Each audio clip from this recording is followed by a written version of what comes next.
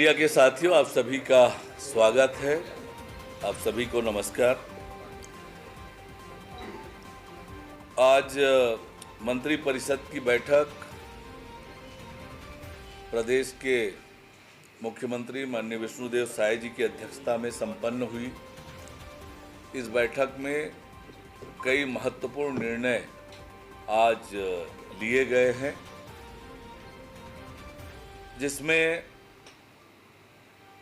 जो वन अधिकार अधिनियम के तहत व्यक्तिगत वन अधिकार पट्टा जो दिया जाता है, पट्टा धारक के मृत्यु होने पर उनके वारिसानों का कब्जा है, उनके हस्तांतरण राजस्व वन अभिलेख में करने संबंधी जो प्रक्रिया है उसके प्रारूप का अनुमोदन किया गया। इससे भविष्य में नक्शा का जियो रिफरेंसिंग होने से भूखंड का आधार नंबर भी लिया जाएगा। इसका उपयोग नामांतरण, सीमांकन, बंटवारा आदि में किया जाएगा।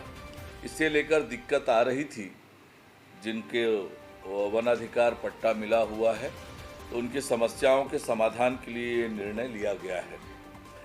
प्रदेश में गुणवत्ता युक्त शिक्षा व्यवस्था के लिए मंत्री परिषद ने राष्ट्रीय शिक्षा नीति 2020 को छत्तीसगढ़ में पूर्ण रूपेण लागू करने का निर्णय लिया गया है। इसके तहत कक्षा 5वीं तक के बच्चों को स्थानीय भाषा बोली में शिक्षा दिए जाने का प्रावधान किया गया है। इसके साथ ही प्री प्राइमरी से 12वीं तक सबको शिक्षा उपलब्ध कराने की अनुशंसा की गई है। नवीन शिक्षा नीति के तहत समतामूलक और समावेशी शिक्षा प्रदान करने के साथ ही प्रचलित शैक्षणिक संरचना 10+2 के स्थान पर 5+3+3 पर 4 लागू किया गया है। मंत्री परिषद की बैठक में एक और महत्वपूर्ण निर्णय ये लिया गया कि छत्तीसगढ़ सशस्त्र सहायक प्लाटून कमांडर नर्सिंग, प्रधान आरक्षक nursing, male nurse, female nurse, lab technician, pharmacist, nursing assistant, compounder, dresser, आरक्षक बैंड, आरक्षक श्वान दल भर्ती प्रक्रिया में वर्ष 2023 के तहत छत्तीसगढ़ राज्य के स्थानीय निवासियों को निर्धारित अधिकतम आयु सीमा में 5 वर्ष की छूट प्रदान की जाए। यह छूट अनारक्षित वर्ग को निर्धारित अधिकतम आयु सीमा के अतिरिक्त एक बार के लिए 5 वर्ष की छूट तथा आरक्षित वर्ग को पहले से 5 वर्ष की आयु शिथिलीकरण के अतिरिक्त एक बार के लिए निर्धारित आयु सीमा में 5 वर्ष की और छूट प्रदान की जाएगी। राज्य सरकार ने और एक निर्णय किया।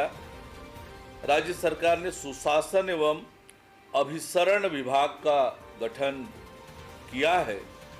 अब इस विभाग में ई समीक्षा, ई लोक सेवा गारंटी एवं डिजिटल सेक्रेटरिएट को भी शामिल किए जाने का निर्णय लिया गया और इसके लिए छत्तीसगढ़ शासन कार्य आवंटन नियम में संशोधन के प्रारूप को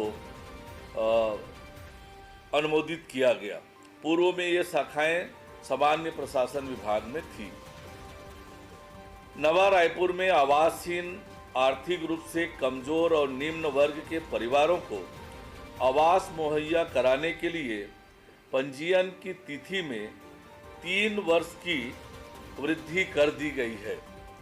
राज्य सरकार द्वारा संचालित मुख्यमंत्री आवास योजना के तहत नवा रायपुर में आवासों का निर्माण किया जा रहा है, जिसमें हितग्राहियों को न्यूनतम मूल्य में आवास प्रदान करने के लिए पूर्व में जारी दिशा निर्देशों को यथावत रखते हुए आवासों के पंजीयन की तिथि 31 मार्च 2024 से बढ़ाकर 31 मार्च 2027 तक कर दिया गया है।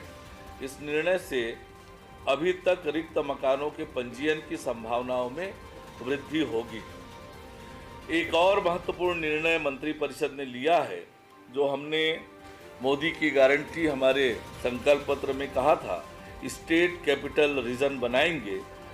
और इसके संबंध में निर्णय लिया गया कि संबंधित प्राधिकरण की स्थापना के लिए विस्तृत परियोजना प्रतिवेदन तैयार करने की प्रक्रिया नया रायपुर अटल नगर विकास प्राधिकरण को अधिकृत किया गया है और इसके लिए आवास और पर्यावरण विभाग को प्रशासकीय विभाग बनाया गया है, जिसके लिए राज्य सरकार ने चालू बजट में 5 करोड़ रुपये का प्रावधान किया गया है। एक और महत्वपूर्ण निर्णय अनियमितता और भ्रष्टाचार को रोकने के लिए किया गया है, जिसके माध्यम से छत्तीसगढ़ शासन भंडार क्रय नियम 2002 में संशोधन के प्रारूप को अनुमोदन दिया गया है। इसके माध्यम से राज्य शासन के समस्त विभाग आदि आवश्यकतानुसार सामग्री, वस्तुओं एवं सेवाओं जिनकी दरें और विशिष्टियां भारत सरकार के DGS&D की JM वेबसाइट में उपलब्ध हो का क्रय JM पोर्टल से ही नियमावली निर्धारित प्रक्रिया पालन करते हुए क्रय करेंगे। अतिरिक्त आवश्यकता होने पर सामग्री, वस्तु, सेवाओं के क्रय के लिए वित्त विभाग की सहमति आवश्यक होगी।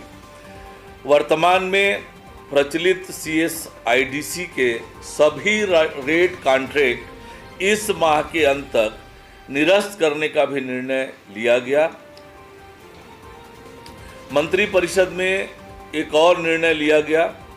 भारतीय वन सेवा में वर्ष 1992 से 94 तक के अपर प्रधान मुख्य वन संरक्षक के पद पर पदस्थ 6 अधिकारियों को गैर कार्यात्मक आधार पर यथास्थान प्रधान मुख्य वन संरक्षक स्तर के समतुल्य वेतनमान 1 जनवरी 2024 से प्रदान करने हेतु भारत सरकार पर्यावरण, वन एवं जलवायु परिवर्तन विभाग से सहमति प्राप्त करने का निर्णय लिया गया।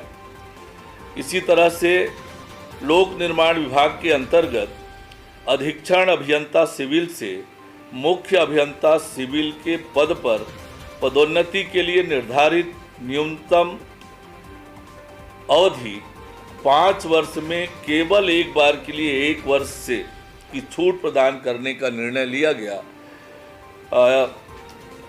मुख्य अभियंता सिविल के 11 पद हैं, जिसमें से केवल 3 कार्यरत हैं, 8 रिक्त हैं और इनके पूर्व की पदोन्नति में विलंब हुआ था। इसको ध्यान में रखकर प्रशासनिक दृष्टि से यह निर्णय किया गया है।